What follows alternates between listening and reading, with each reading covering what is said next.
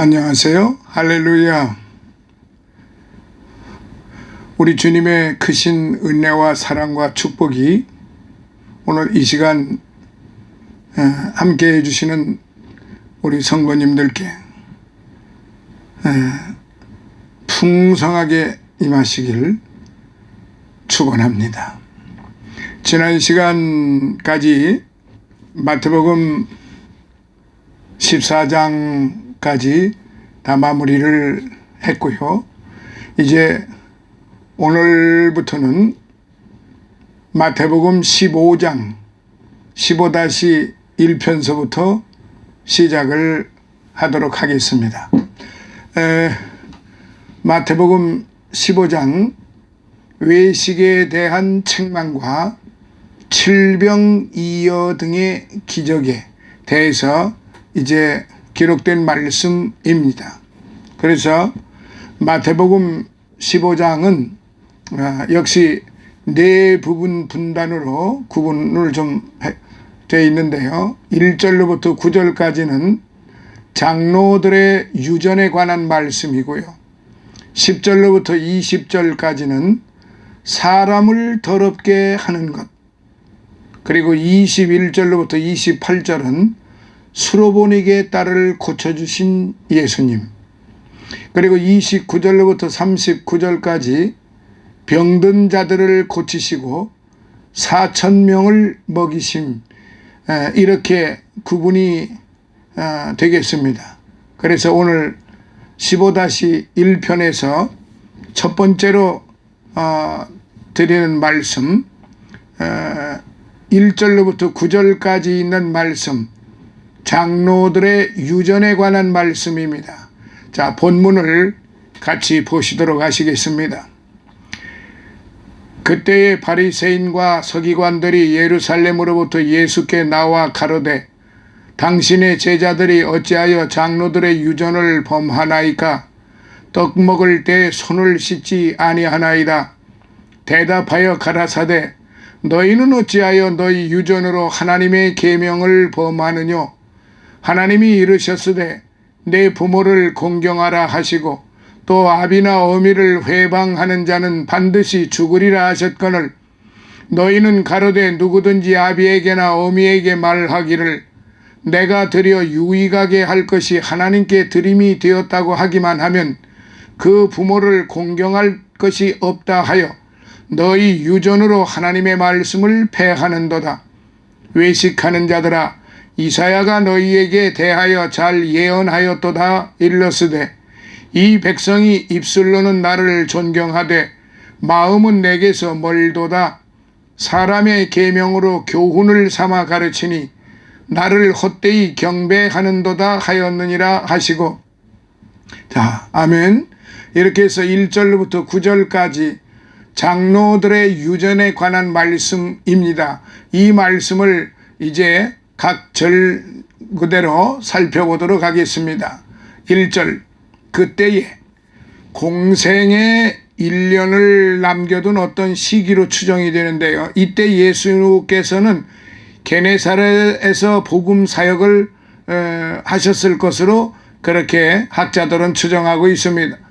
예루살렘으로부터 나아와, 이는 종교 지도자들이 사내들인 공회로부터 공식적으로 파견되었다는 말인데요. 이때로부터 그리스도와 종교 지도자들의 충돌이 본격적으로 시작되었습니다. 한편 이들의 파견 목적은 외형적으로는 팔레스타인 전 지역을 휩쓸고 있는 예수님의 사역과 이적의 이단성을 그 이단성 여부를 조사하는 것이었지만 실제로는 빌미를 잡아 예수님의 기세를 꺾음으로써 자신들의 종교 영역이 침해받지 않게 하기 위함이었다고 볼 수 있습니다. 2절, 유전, 헌법, 율법을 현실 상황에 맞게 해석하여 집대성한 법인데 모세 이후 구전되던 것을 바벨론 유수 이후 랍비들이 정리를 하였습니다. 이 유전은 율법보다 더 중시되었다는 점입니다. 이것이 바로 하나님 보시기에 악한 것이었고 올바르지 못한 그런 것이었습니다. 씻지 아니하나이다. 팔레스타인 지역은 건조하여 먼지가 많고 풍토병이 끊이지 않았기 때문에 특별히 청결이 요구되었습니다. 그래서 유전은 외출 후나 식사 전에 반드시 손을 씻도록 규정을 해놓았지요. 3절 유전으로 계명을 범하느뇨. 유전을 중시하여 오히려 그 유전으로 계명을 어기는 종교 지도자들의 잘못을 꾸짖는 그런 말씀이기도 합니다. 4절 이르셨으되 죽으리라. 이르셨으되 죽으리라. 제5계명이 언급되고 있습니다. 이 계명은 효도의 중요성을 강조하지요. 한편 여기서 회방하다에 해당하는 헬라어 카콜로게오라고 하는 이 말은 악한이라는 뜻의 카코스와 말이라는 뜻의 로고스가 합쳐진 단어입니다. 이는 결국 부모의 권위를 업신여기고 비방하는 행위를 일컫는 것이지요. 따라서 율법은 하나님께서 세우신 가정의 질서를 어지럽히는 자를 돌로 쳐 죽이도록 규정을 해놓았던 것입니다. 5절로부터 6절 말하기를 공경할 것이 없다. 부모를 섬길 물질로 하나님께 드리면 부모님은 공양하지 않아도 무관하다는 장로들의 유전이 언급됩니다.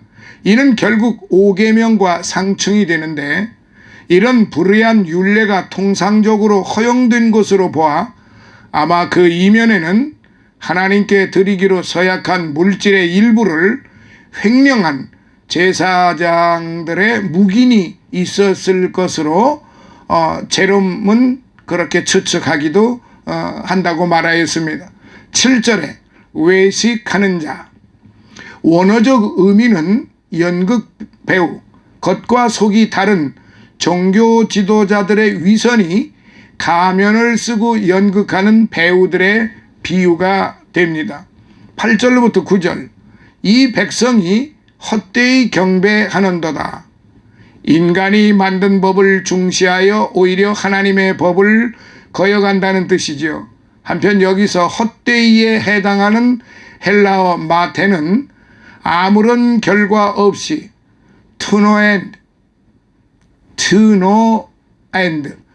투노엔드라고 라는 뜻인데, 즉 이는 위선자들의 경배는 아무 결과도 없이 공허하다는 그런 의미가 되겠습니다. 자, 그래서 오늘의 이 말씀을 우리가 다시 한번 좀 구체적으로 살펴본다고 하면은 예수님께서 예루살렘으로부터 급파된 서기관 및 바리새인들과 장로들의 유전을 두고 논박하신 부분인데, 실로 아무리 오래된 전통이거나 또는 합리적인 논리로 포장된 규범이라고 할지라도 그것이 진정 하나님의 뜻과 무관하거나 심지어 하나님의 말씀에 반한 것이면 단호히 배격되어야 마땅하다는 것이죠. 자, 그래서 첫 번째, 하나님의 계명을 어기는 유전들 무엇일까?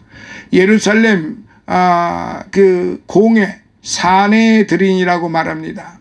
예루살렘 공회로부터 보내어진 바리새인과 서기관들은 예수님의 제자들이 손짓지 않고 떡 먹는 것을 보고 예수께 왜 그들이 장로의 유전을 어기느냐고 시비를 걸어왔어요. 그러자 예수님께서는 오히려 질문한 그들이야말로 인간들이 정해놓은 유전들을 가지고서 하나님의 계명을 어기고 있음을 지적하며 그들을 책망하셨어요. 실로 서기관과 바리새인들은 하나님의 계명에다 인간적인 생각으로 여러 가지 많은 유전들을 덧붙이며 그 유전을 근거로 하나님이 명하신 계명을 교묘하게 지키지 않았던 거예요.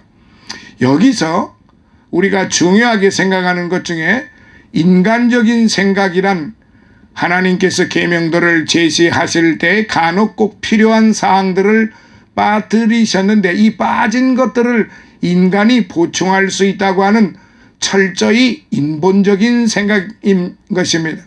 그러나 우리는 이렇게 인간적인 생각으로 덧붙여진 조문들이 실상 그 조문들을 따르는 사람들로 하여금 하나님께 순종치 않도록 한다는 것을 알아야 합니다. 따라서 우리는 어떤 것보다도 기록된 하나님의 말씀, 그 성경을 소중히 여기고 성경을 통해서 말씀하고 계신 하나님의 음성에 귀를 기울여야 할 거예요.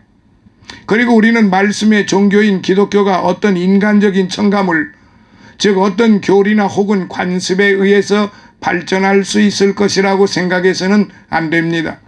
자, 두 번째, 예수님께서 제시하신 그 신뢰에 대해서 한번 살펴보도록 합니다.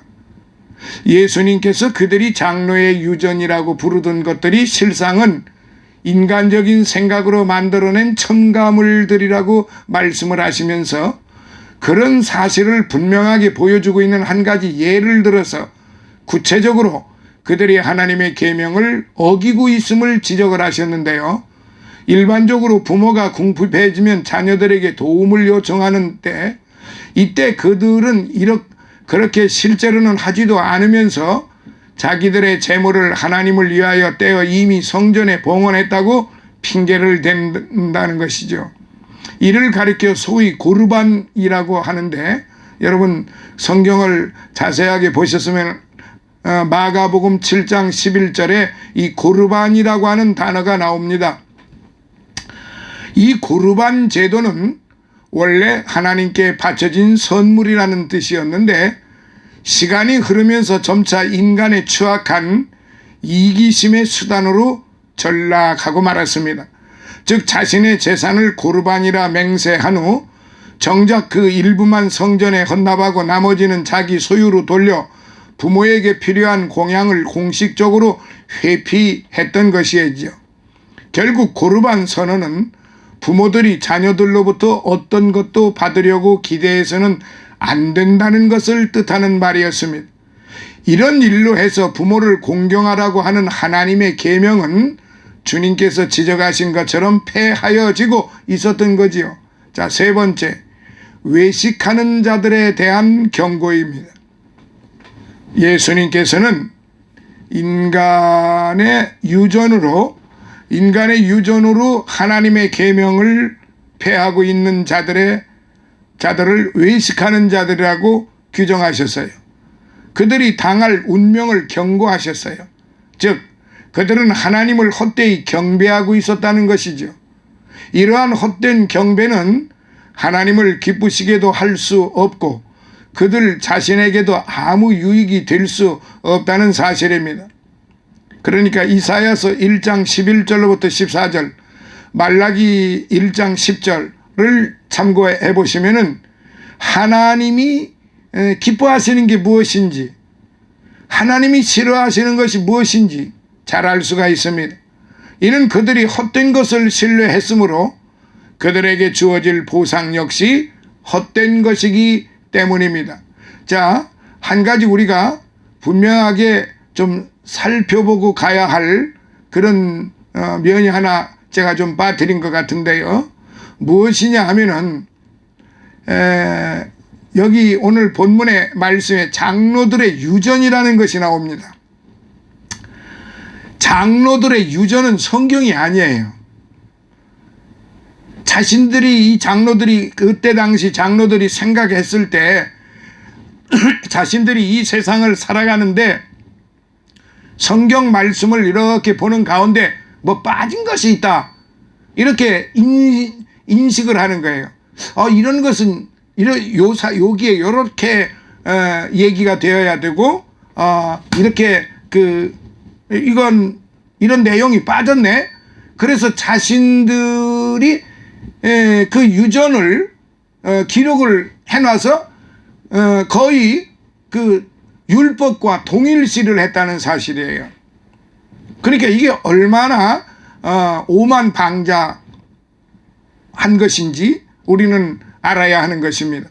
하나님께서 율법을 모세를 통하여 내려주실 때 모세는 하나님이 주신 그 율법대로 그대로 행했습니다. 물론 모세도 사람이었기에 혈기도 있었고 좀 고집 부리는 것도 있었겠지요. 그러나 모세는 하나님이 주신 율법을 철저히 지키라고 그렇게 가르쳤어요. 그렇게 지시했어요. 그런데 후대에 내려오면서 이제 그 장로들의 유전이라는 것이 바로 장로들의 인본주의적인 그런 사고를 만들어서 그걸 규칙화 시켜가지고 율법과 동일하게 만들었다는 거죠. 그래서 그 전통, 그 장로들의 유전을 지키지 않으면 하나님을 못 오겠다 해가지고 체벌을 하는 거죠. 벌을 내리는 거죠. 그래서 그걸 가지고 심지어 돌로 쳐 죽이는, 돌로 치는, 그건 사형에 죽이는 거예요. 그런 일까지 비일비재하게, 아니 율법보다도 장로들의 유전이 더 앞서가지고 하나님이 말씀하신 그 말씀을 쉽게 말하면은 그 퇴색시키는, 그러니까 그냥 얼버무려서 희석시켜버리는. 그래서 일반 사람들은 장로들의 유전이 성경인 줄 알고, 근데 오늘날도 마찬가지예요. 오늘날도 이거 굉장히 우리가 중요하게 여겨야 되는데, 하나님의 이제 과거에는 율법이 만들어졌어요. 그런데 지금은 성경이 완성이 됐단 말이죠. 성경 66권이 완성이 됐다 이 말이에요. 그러면 우리는 성경 66권에 나온 기록된 그 말씀대로 순종하면서 살아야 되는 것입니다. 근데 그 성경에 없는 어떤 성도들의 그 교회 생활에 대해서 장로들이 생각할 때, 지식자들이 생각할 때, 이게 이런 부분이 좀 빠져 있어. 그래가지고 규칙을 만들어 놓은 거예요. 이렇게 해야 된다. 이렇게 해야 된다. 근데 그게 뭐 헤아릴 수 없이 많아요. 그런데 그 규칙을 정해놓고 자신들은 지키지도 않으면서 성도들에게만 그걸 지키라고 쉽게 말하면 강요를 한다는 말이죠. 이거는 바로 하나님을 못 오가는 일이에요. 그래서 이사야 선지자 1장, 이사야가 그 이사야서 1장 1절로부터 제가 조금 전에 말씀을 드렸죠. 이사야서 1장 11절로부터 14절, 말라기서 1장 10절, 이렇게 여러분 읽어보시면은 제가 지금 무슨 말씀을 드렸는지 충분히 이해가 되실 것입니다. 그러니까 규칙을 가지고 그걸 성경으로 이렇게 동일시해버리는 이런 경향이 많기 때문에 오늘 우리 한국 교회도 지금 힘들어지고 성도들이 말씀으로만 살아가야 되는데 인간이 만들어 놓은 규칙으로 살아가는 것이 더 많다는 것이지요. 이게 바로 이사야서에서 나오는 말씀대로 너희가 나를 위하여 도대체 무엇을 하는 것이냐, 나에게 예배를 하러 지금 예배 드리러 온 자들이 도대체 어떤 마음을 가지고 예배를 드리느냐 하면서 이사야서 그 1장 1절로부터 이렇게 쭉 읽어보세요. 소는 그 구유를 알고 나귀는, 그러니까 짐승은 자기네가 그 머물 것 먹을 구유를 아는데 그 임자를 알아본다 이거예요. 근데 너희들은 그 임자를, 우리의 주인이신 하나님을 알아보지 않는다는 거죠. 아니, 알아보려고 생각지도 않는다는 거죠. 아니, 저희들이 하나님과 동일하게 생각을 한다는 거죠. 이게 문제인 거예요. 그래서 오늘날 교회 내에서 심각한 문제들이 발생되는 것 중에 하나가 성경 말씀으로 문제가 되는 게 아니고 자신들이 만들어 놓은 규칙에 의해서 문제가 되는 것이 더 많다는 거지요. 사랑하시는 여러분, 이 1절로부터 이 9절에 있는 이 말씀이 그냥 이렇게 서투르게 그냥 지나가서는 안 됩니다. 장로들의 유전에 관한 말씀을 우리 예수님이 왜 하셨을까요? 네 부모를 공경하라 하는 이 말씀으로 지금 비유를 하셨는데 바로 제가 지금 말씀드린 그 부분이라는 사실이에요.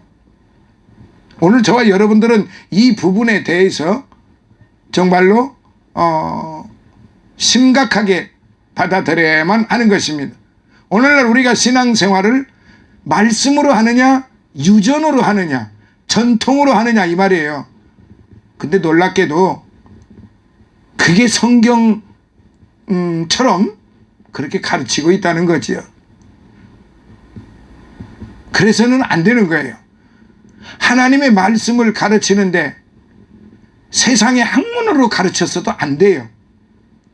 하나님의 말씀을 가르치는데 무슨 철학이니 논리학이니 도덕경이니 공자니 맹자니 뭐 하면서 인문학적으로 하나님의 말씀을 가르치려고 그래요. 그게 바로 유전이고 전통적인 그런 그 사고예요.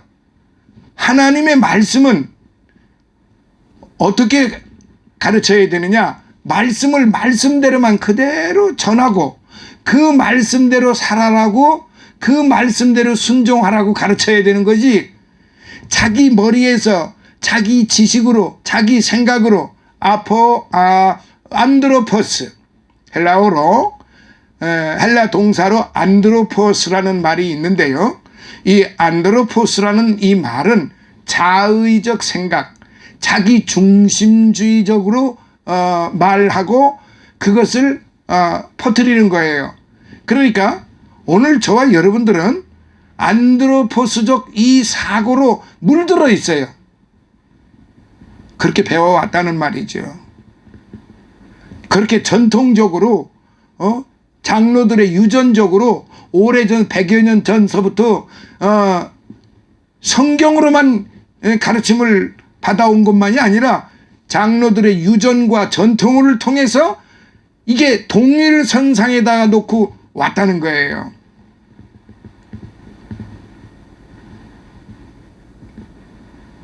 매우 심각한 문제죠. 그렇기 때문에 이 부분에 대해서 우리는 하나님의 말씀, 어려운 게 아니에요. 오늘 저와 여러분들은 하나님의 말씀대로 전하라 하면 전하고, 그러니까 하라 하면은 하고, 하지 말라고 하면은 안 하면 되는 거예요.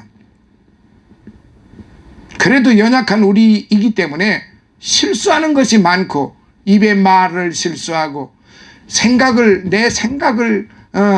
내 마음의 생각이 실수를 많이 하고, 그리고 육신의 행동을 통해서 나타나는 그런 것들이 얼마나 많은 실수를 하면서 살아가는데요. 그렇기 때문에 우리가 매일매일 기도해야 되는 것이고, 매일매일 자신이 지었던 그 부분에 대해서 하나님 앞에 제가 이런 죄를 졌습니다, 용서하세요라고 그렇게 기도하는 것입니다. 자, 오늘은 15-1편 여기서 1절로부터 9절 장로들의 유전에 관한 말씀에 대해서 말씀을 드렸습니다. 다음 그 시간에는 어떤 말씀이 되느냐 하면은 10절로부터 20절까지 사람을 더럽게 하는 것이 무엇인가? 사람을 더럽게 하는 것에 대해서 10절로부터 20절로 말씀을 드리도록 그렇게 하겠습니다. 편안히 쉬시고 이 명절 기간 동안 그저 조심조심 하시고 무사히 다들 잘 다녀오셨으면 좋겠습니다. 감사합니다. 할렐루야.